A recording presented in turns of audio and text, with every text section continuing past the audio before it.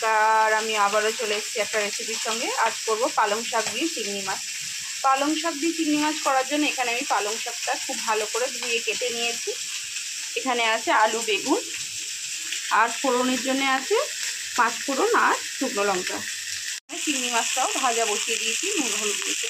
তো চলুন চিংড়ি মাছটা ভেজে নিয়ে আর আসছি। চিংড়ি মাছটা ভাজা হয়ে গিয়েছে, এবার তুলে নেব। তেলের মধ্যে দিয়ে দেবো 5 ফোড়ন আর শুকনো লঙ্কা ফোড়ন। ফোড়নটা ভাজা হয়ে যাক আর গিয়েছে। এবার দিয়ে দেবো বেগুন আর আলু।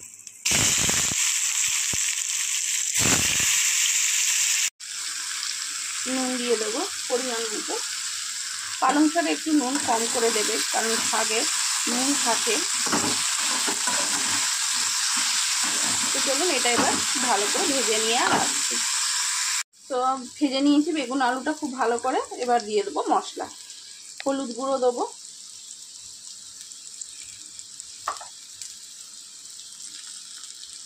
জিরে ধনে গুঁড়ো, দিয়ে দেবো লঙ্কা গুঁড়ো। অল্প জল দিয়ে খুব ভালো করে কষিয়ে নেব।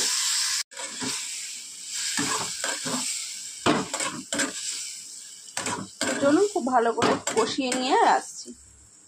করে কষিয়ে নিয়েছি, এবার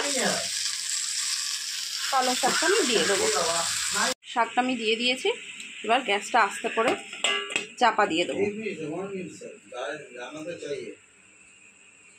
তো চলুন এটা হতে থাক, আসছি। চাপা দেওয়ার জন্য শাকগুলো কমেও গিয়েছে, আর কিন্তু অনেক জলও বেরিয়ে গেছে।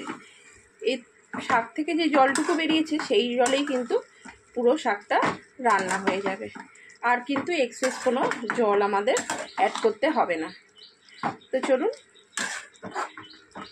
একেবারে সব সিদ্ধ হয়ে যাক, তারপরে আসছি। শাকটা দেওয়ার পর কিন্তু অনেকই এখন কমে গিয়েছে তরকারিটা, আর হয়েও গিয়েছে। আলু বেগুন সবই সিদ্ধ হয়ে গিয়েছে। এবার আমি চিংড়ি মাছটা দিয়ে দিলাম। এবার তরকারি যেহেতু হয়ে গিয়েছে, এবার চিংড়ি মাছটা দিয়ে আর 1 মিনিট রান্না করে নিয়ে নামিয়ে নেবো। তো চলুন আসছি 1 মিনিট পর।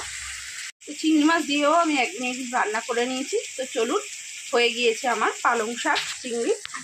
এবার নামিয়ে নিই। জলটাও কিন্তু শুকিয়ে গেছে সম্পূর্ণ, দেখুন। তো চলুন নামিয়ে নিই। নামিয়ে নিয়ে আর আসছি। তৈরি হয়ে গিয়েছে আমার পালং শাক দিয়ে চিংড়ি মাছ। তো রেসিপিটা যদি ভালো লেগে থাকে অবশ্যই লাইক, শেয়ার অ্যান্ড সাবস্ক্রাইব করবেন। আর রেসিপি সম্পর্কে কিছু জানার থাকলে অবশ্যই কমেন্ট করবেন। তো চলুন আজকের মতো টাটা। দেখা হবে অন্য কোনো দিন অন্য কোনো রেসিপির সঙ্গে।